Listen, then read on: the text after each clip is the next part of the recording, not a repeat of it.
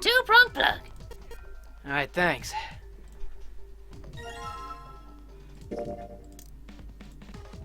Alright, put the two-prong plug onto the head of the power cable.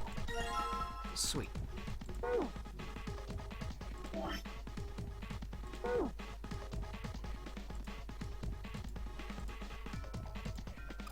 Now I wonder what this is. You see, it looks like a voltmeter. And this is the control for that? Gosh, there's so many dials. Why don't you try turning one of them? No, nothing. There's no power here, guys. I turned it down a whole bunch, but even if I turn those switches, nothing happens. Oh shit then, fine, fuck it. We'll put the cable in the thing for us to get power going. Alright, I've got the two-prong power cable in my hand. I'm pretty sure this will work. Under the desk I go. Let's just plug this thing into the monitor. Alright, that ought to do it. Right then, let's turn on the power. I don't think anything's gonna happen. Why not? Well, it's not connected to the main computer. Well, you never know until you try. Pretty optimistic. Holy shit! Junpei pushed a button in front of the monitor. With a soft hum, it turned on. Streams of letters that made no sense to Junpei began scrolling across the screen. He had hoped it would turn on, but he hadn't expected this. Huh? It's actually working. So it would seem. Isn't that kind of weird? What? Well, it's not connected to the main computer, right? There's just this keyboard and monitor. The only cable connected to this thing is the power cable we just plugged in. So why is it working? Well, maybe it's a wireless display. Clearly, this was a reasonable explanation to Lotus. Wireless display? Yeah, it connects to your computer wirelessly. Hence the name. God! Have you been living in a cave, Junpei? More like Stupid, right? He most certainly had not, but... Is that normal? Well, yeah. At least where I worked. Ooh, some background info. Where did you work? As they spoke, the lines of letters suddenly stopped and disappeared. The only thing left on the screen was the word pass, followed by a colon. It looks like we need to enter a password. Again. There must be a hint around here somewhere.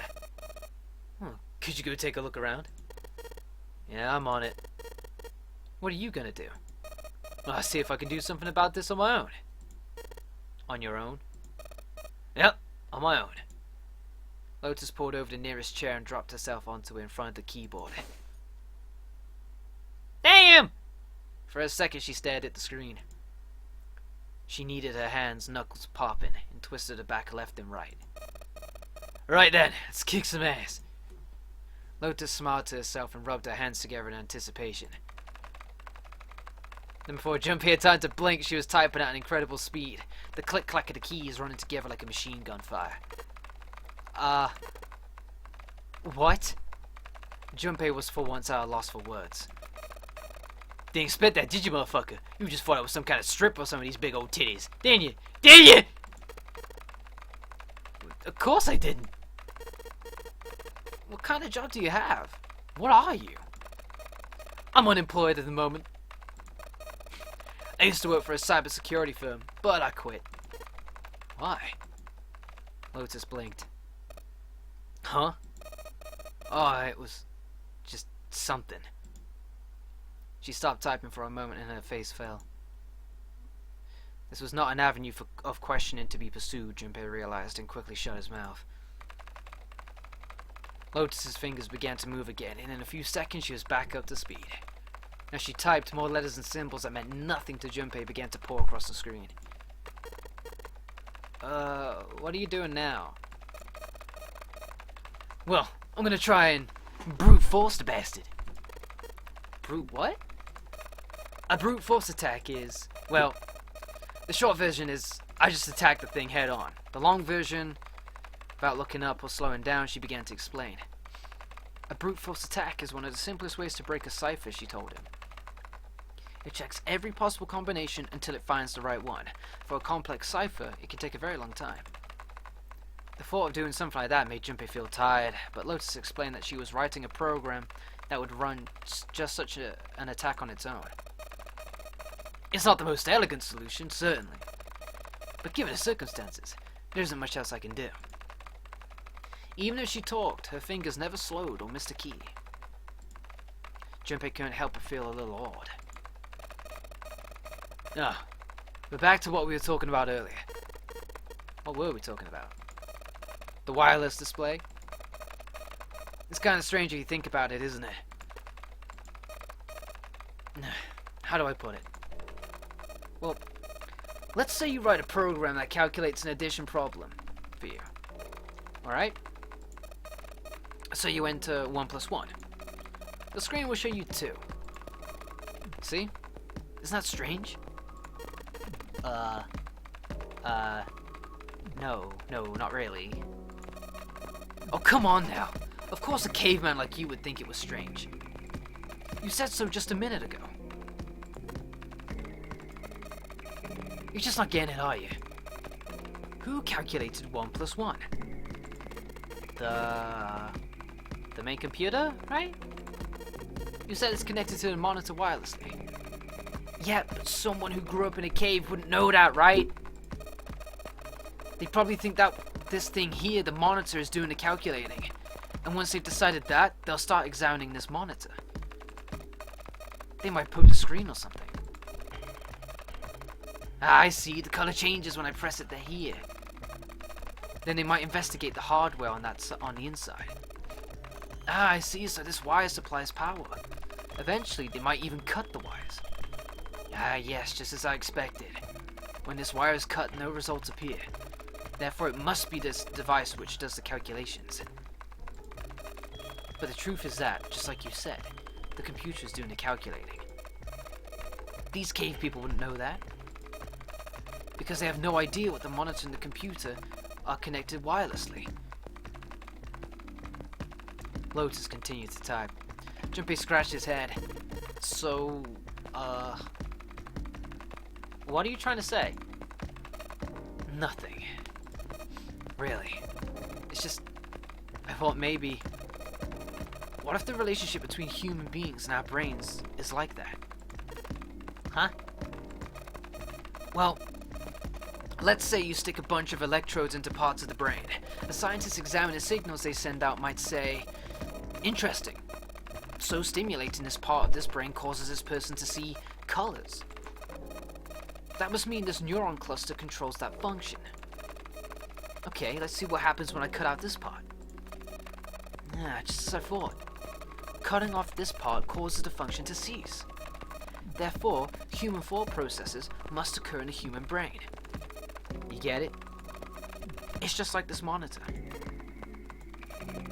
Maybe the brain is just an output device, like this monitor. Maybe our thought processes actually occur somewhere else, in a main body. We just don't know it. We never even think about it. Just like those cave people wouldn't know about wireless communications.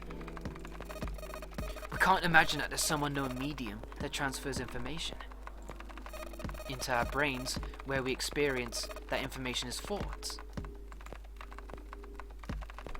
Junpei didn't say anything. Not so much because he had no retort. No, her argument just seemed silly. And he was a little surprised to be hearing something like it come from her. The brain is just an output device? Human thought actually occurs somewhere else? Did Lotus really think that he wondered? It was a little creepy, Junpei thought. It sounded altogether too much like a bizarre, cultish religion. Maybe that's the cause of Seven's amnesia. Oblivious to Junpei's increasing discomfort, Lotus continued. Wait. Oh yeah, he did tell the group that he had amnesia. If memory is actually stored somewhere else in some sort of main body, somewhere. Maybe he hasn't forgotten anything at all. He's just having a difficult time accessing his memories because the monitor, his brain, has been damaged. Okay.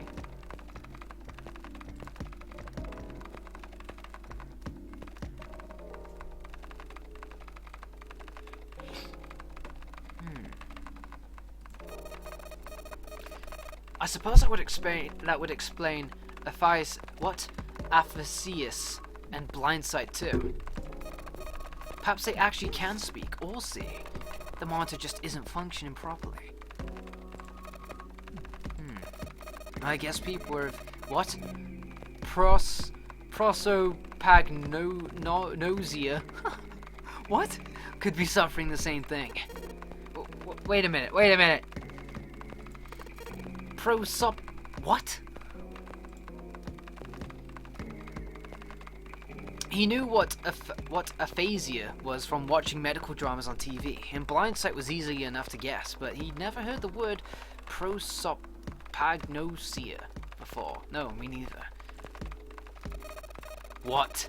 You've never heard of the... Lotus spun around in her chair to look at him. Junpei just shrugged and shook his head. Nope. What is it? Well, put simply, it means a condition where the mind can't distinguish between human faces. In other words, my face would look like the same as Clover's, or even yours. So they can't remember faces, which is how most people recognize each other. That means that people with have trouble recognizing even people they're close to. Usually they can make do by associating people with other things, like their voices, their clothes, their hair. Does that mean other people's faces look like blanks? No, I don't think so. You've seen monkeys, like in a zoo, right? To you and me, all the monkey faces look the same. Even though they obviously got faces, it's almost impossible for a human to distinguish between them. The zoo staff that works with them would learn to identify different monkeys eventually, but you or I couldn't. Unless one had a scar or something else to set it apart. That's how people would be to someone with... Oh, huh? Didn't even know that kind of thing existed. Junpei did his best to act as though the entire lecture hadn't gone entirely over his head. And, what were we talking about?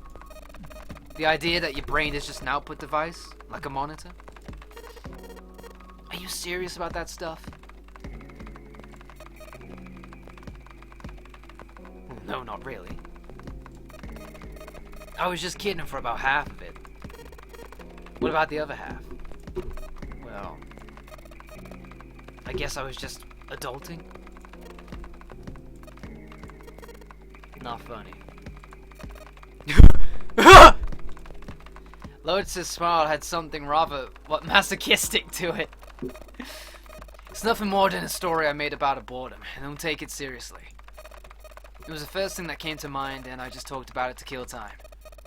But it looks like I don't need to talk anymore. Why? I don't have to kill time any longer. As she spoke, Lotus raised her right arm high, and brought it down onto the enter key. The program took only seconds to analyze the system. Chunks of text flickered on and off in quick succession, and then a line of numbers appeared, blinked, and then disappeared. The screen cleared, and all that was left was the word, accepted. Yes, piece of cake. Lotus would clearly have patted herself on the back if it would not have made her look entirely ridiculous. After a few seconds, the accepted disappeared to be replaced with 9 squares, arranged in a 3x3 square. The hell is that? No idea. It looks like a puzzle, though. Suddenly, Lotus stood up. Huh? Aren't you gonna, I don't know, do more computer stuff?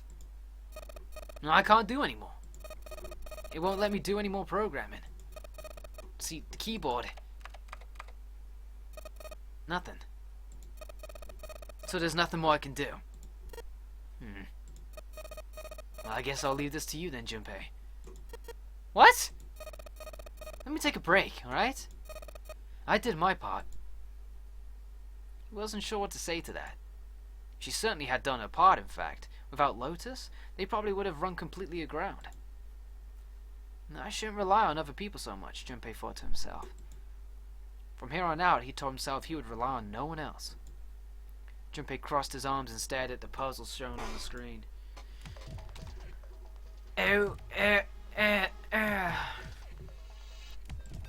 Oh shit, okay. The fourth touch is your end.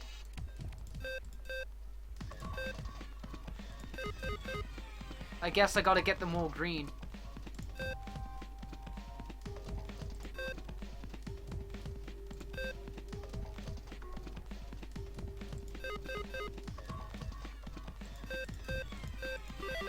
There we go. Okay, alright. I solved it. Did you hear a noise just now? Yeah, I did. It sounded like something unlocking. Well, where'd it come from? From these lockers, baby. Sugar tits. Aye. Here I go. Look, Junpei. The lights on the lockers are green. Then we must have unlocked it with the computer puzzle. Yeah, boy. What's in here? Keys! There's more than one key in here. This one is small and looks like it goes to some sort of machine. And this one has the Earth symbol on it? I think the Earth symbol matches a keyhole in a door on the A deck. Well, if that's the case, we probably don't need the Earth key right now. Alright then. Earth key. I'll just tuck you away deep in my buggy. Now, as for the other key. Activation key. Got it. It was just at that moment that he heard a voice behind him. It was Clover. Hey, Junpei, motherfucker, do you have a minute? He put the puzzle aside for the moment and walked over to Clover. What's up? No, I wanted to ask you something. Hey, Junpei, you went to door 5 with my brother, right? Did you hear him say, like, anything weird? Why is she asking me this? Junpei wondered. The more he thought about it, however, the more it made sense. Snake had been gone for a long time. Clover's quite attached to her brother. Of course, she would have been worried about him. He thought back to when he'd gone through the door 5, hoping he might remember something, even a small something, that would help her. However... Sorry, Clover. I can't really think of anything. I mean, he did mention that his hearing exceeds that of a regular person, or something like that, but that's about it. Okay. Clover's words were barely audible. She nodded vaguely to Junpei and turned to walk away. Hey, wait a minute. Yeah. Look, I don't know if I should ask you things, but if you don't mind, I was hoping you could tell me if Snake, I mean, was he born... You're talking about his eyes? Well, yeah. No. He wasn't born blind. When he was a kid, he got in an accident. A really bad car accident. He couldn't see after that. And his arm? His arm? Yeah. My brother's left arm is like it's not like a normal person's arm. It's fake. It's not a real arm. Well, I didn't know that. Is it prosthetic? Yes, it hurt him really bad. To save him, they had to cut off his arm. Is that all you wanted to ask me? Talking about a brother clearly taking a great deal out of Clover. Junpei nodded. Look, I'm sorry. If I make you talk about all that painful stuff. Clover only shook her head and walked off down the stairs. Well. So Snake was in the bad car accident that rendered him blind and with only one arm. I see.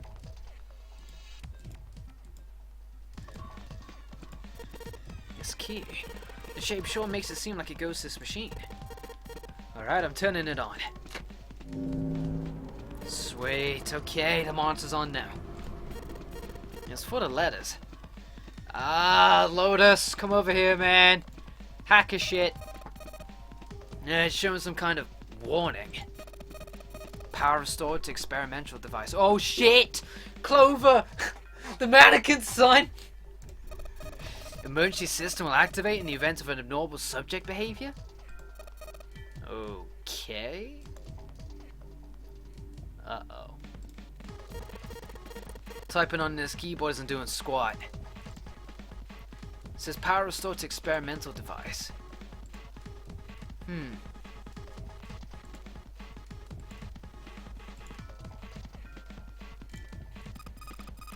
Hey, stuff is sticking out of Megan's head like wires or something.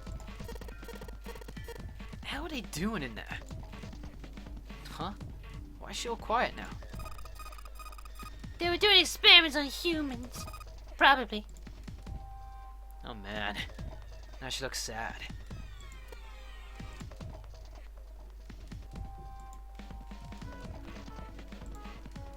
I've got the scribbles on the table already.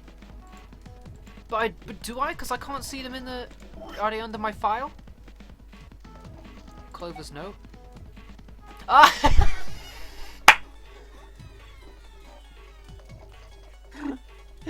Oh man. We solved that before, without even looking at that thing.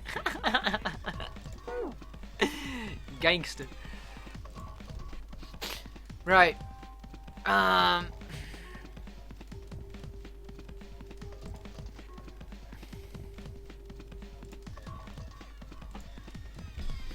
Okay. I don't need a computer anymore.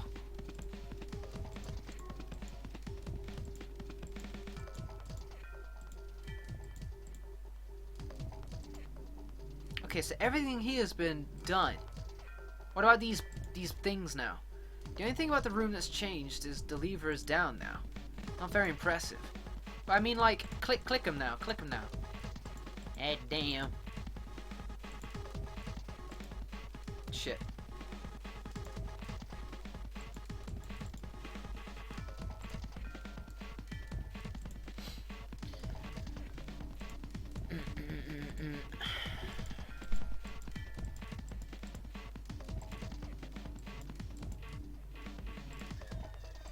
Okay. And these are still red.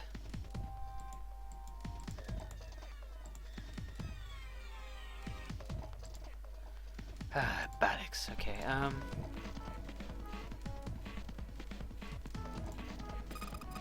It's a wreck! There are a bunch of cables on it. Somebody cut the other stuff out the cables. I can see the wires inside. What is all this? It's a mannequin line on the exam table. I can't really see it very well from here, but it looks like there are a bunch of electrodes sticking out of its head.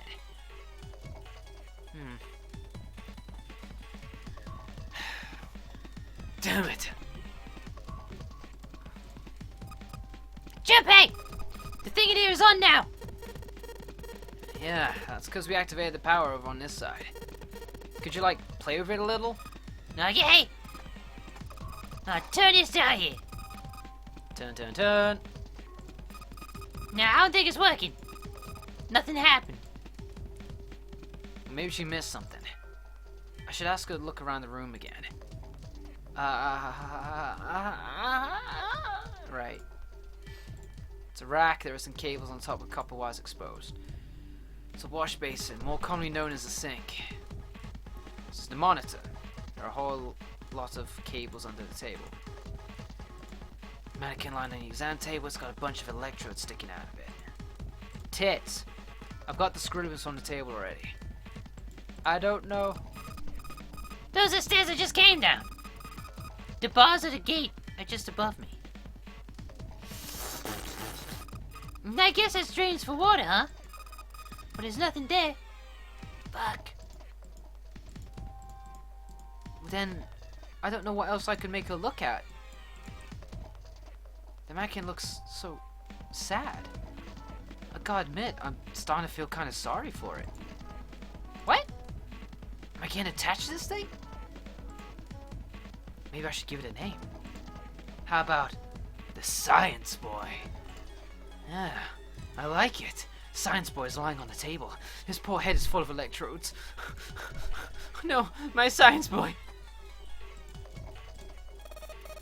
Well, maybe if you increase the voltage.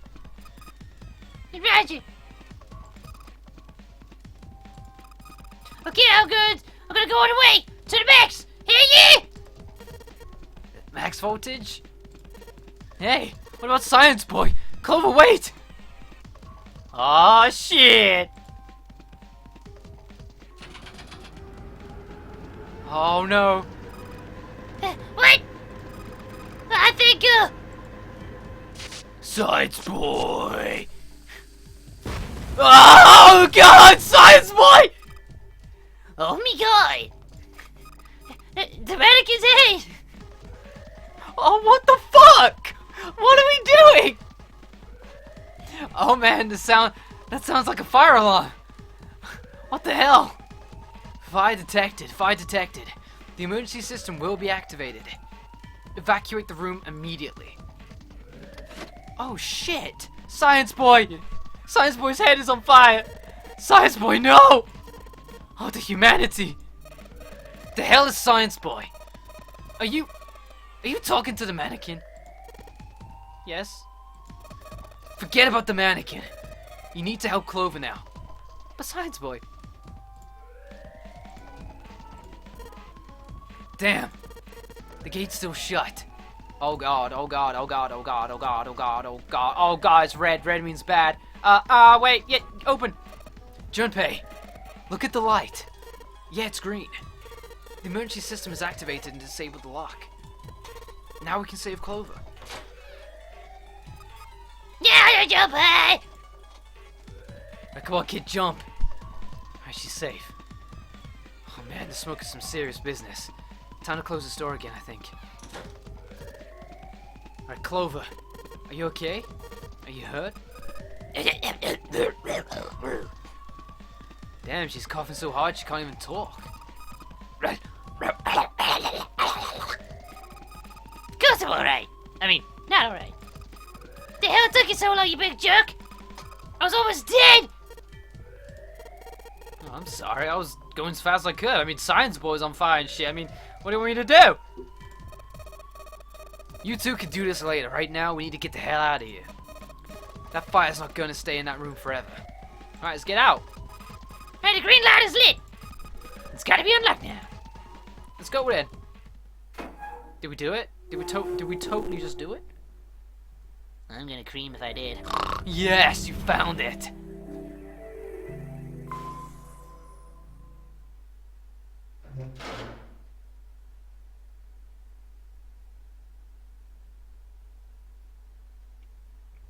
Alright. Junpei, Clover, and Lotus slept out of the laboratory, slamming the door behind them. All three collapsed against the wall, breathing heavily. Junpei's heart was pounding in his chest, and his whole body felt weak. He inhaled gulps of clear air, and with each one he could feel his body begin to calm down. Alright. Let's go. They nodded to each other and started off down the hallway. Before long, they found a few new doors, but all of them were locked. Soon, they had tried all the doors but one. The final door sat at the corner of the hallway. Junpei grabbed the door handle and was about to pull it open when a voice cried out behind him. It was neither Clover nor Lotus, but he recognized it. There was no doubt the voice belonged to... Ah, shit. Jippy! Motherfucker. He spun around. There, at the other end of the hall, Junpei saw human figures running toward him. Okay, it's not just her. Whew! There. 3 of them. June, Santa, and 7. They stopped short in front of Junpei and his companions, gasping for air. Hey, what are you guys doing here? What? Wait, that's me. Wait, what? What? But we didn't... Before he could finish, Clover spoke. Now, guys, could you come over here? She was standing near the end of a small hallway that branched off to the right. I rested and ran over to her, curious as to what she'd found. There was something on the wall at the end of the hallway. Is this a map? A map of the ship's interior. It said C deck in the upper left corner.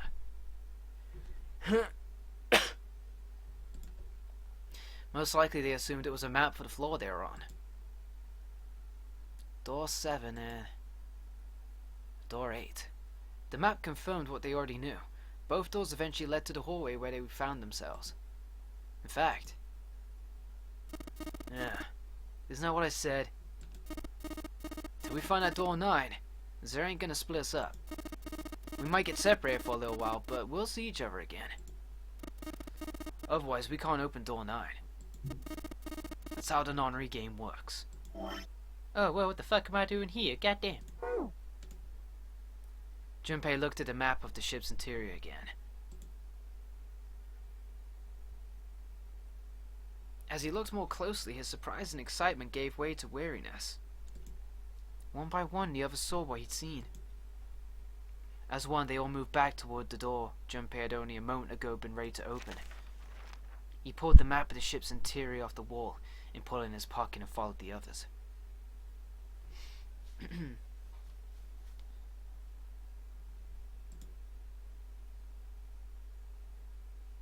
The six of them stood in front of the door, arrayed in a semicircle. Santa stepped forward. He took hold of the door and spoke without looking back at the other 5. Are you ready? I'm gonna open it. They nodded their silent assent. With a deep breath, Santa threw open the door. Aw, shit. What the fuck is on the other side? Okay. They poured through the doorway and into the room. Even without looking around, each one of them knew where they were. They were just where the map had said they would be. The same room they'd been in not so very long ago. What? The tremendous central hospital room with empty beds from wall to fucking wall? Huh? I see. I believe I understand what you're saying. This is bullshit. That's what I'm saying. The 6 of you split into 2 teams and went through doors 7 and 8. You solved the puzzles in the operating room and the laboratory, and then met one another in the hallway after opening your respective locked doors. He looked like anyone might after only just waking up, but it seemed like that his brain was working as well as ever. He had managed to grasp, summarize, and understand each team's report.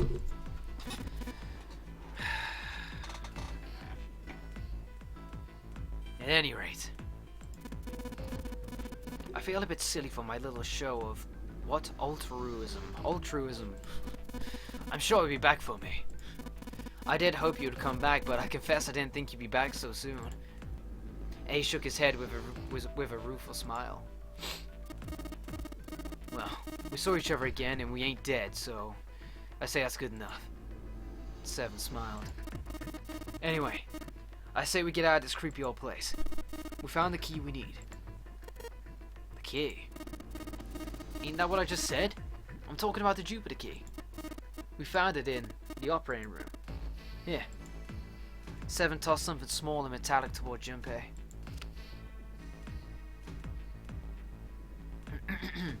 He caught it and found that the object was a key. On it, someone had engraved a symbol very similar to a 4. He looked over at June, who nodded back. It had to be the Jupiter symbol. I'm gonna let you hold on to that, alright?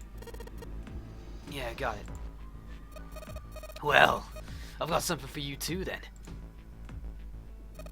Here. It's a Saturn key card we found in the kitchen. I might lose it. It's probably better if you hold on to it. That way it won't be my fault if it gets lost. With that, she pressed into Junpei's hand. He felt slightly less than honored. As a group, they now had 3 keys that had not been used. The Earth key, which had been found in a laboratory.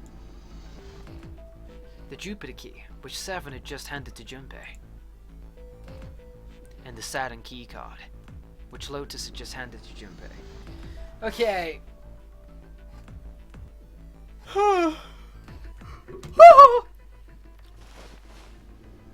Junpei tucked the new keys into his pocket. June spoke up. Oh god. Sunshine and rainbows. Sunshine and rainbows! The Jupiter key is supposed to be for the door at the end of that long, straight hallway, right? Yeah. The map's right, then it connects to the central staircase. Then next to the stairs. Wait! Wait! They were the first words anyone had heard out of Clover in quite some time. Her face suggested they weren't going to be very happy words. Oh no. What about door 3? Look. You saw the map, right? It's the same as 7 and 8. It just leads us back to the big hospital room. There's no point to seeing what's on the other side of that door. There is a point! At least, there's for me. There were tears in her eyes, but she glided 7 as hard as she could, just the same. She looked very much like a frightened puppy. There was a man alive who could have resisted those eyes. 7 looked everywhere in the room except Clover and muttered and coughed apologies under his breath. Yeah, you're right. I'm sorry. Snake might be on the other side of door 3. Clover nodded once. The next person to speak was Ace. Very well. I'll be coming with you then. I've had a nice long rest. It's time I was up and about again. So 7, you'll help me, won't you? Huh? Me? Junpei did the calculations quickly in his head. It looked like 7 was doing them too. Last he gave up. Well, damn! Well, I guess that's how it's gotta be. So I'm going with you, huh? Yes, you are. Alright, let's get moving. And so it was decided that Clover, Ace, and 7 would discover what lay beyond door 3. Laters! Okay, we're heading out. Alright, be careful. Whoa. Didn't think I'd I didn't think I'd be hearing that from you, Lotus. I won't let it get you ahead. I'd be in trouble if the 3 of you bought it. The rest of us can't open that 9 door. Ah. Okay, the truth comes out. 7 nodded as if the answer made much more sense and pulled the lever on the red.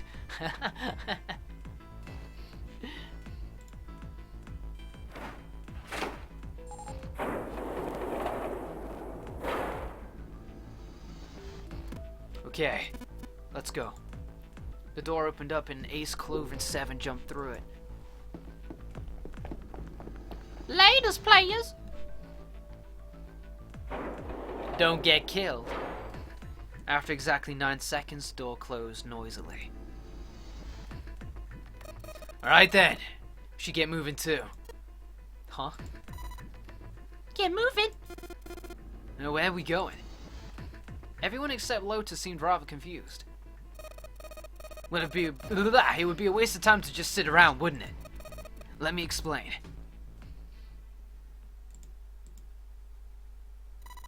Now I get it! We're gonna see if we can get anywhere interesting with the Jupiter key. Yeah. Yeah, if we're lucky, we might find Snake. Perhaps. They're at the end of the hallway, lined by individual hospital rooms. The Jupiter symbol was engraved on the keyhole. Right then, Junpei, open it if you please. Yeah, I'm on it. Junpei pulled the Jupiter key out of his pocket and slid it into the keyhole. He twisted. With a nice sharp click, he felt the door unlock. Alright. Ready, guys? Junpei's companions nodded. He nodded back and slowly and quietly opened the door. Well, that is going to be the end of our little 999 session there, man. Because my throat is dry as hell. I have a feeling we're about to enter another door situation where we got to make decisions and yet again seek a way out. This session was really good. I'm really glad I went with door 8 when it came to picking between 8 and 7. I'm glad we went with 8 because, like I said, with door 5 we got to learn a bit about Snake and a bit about 7. But with door 8 we got to know a tremendous amount about Lotus, you know. And Clover herself was even able to shed some more light on Snake as well, and saying how he acquired his blindness, and also that he was missing one arm through a bad car accident. So yes, I don't know what to expect on the other side of this Jupiter dough. But we'll find out tomorrow most likely when we play this again some more. I don't know how far we are through the game, but if the time is anything to go by, we should be approaching 2 a.m. on the in-game clock soon. I think we should start hearing that 2 a.m. chiming. So I think there's a chance that we're coming up. We're not there yet, but we're probably approaching 50%-ish. Yeah, kind of. So I'm gonna guess and say we're probably halfway-ish, judging by the time. Anyways, guys, I had a lot of fun with 999, and I hope you did too. And we're gonna be tearing up some more of this real soon, buddy. Hey, yeah. But yeah, I'm probably just gonna chill out for now, play something else, and kick back some, buddy. So let's just save this.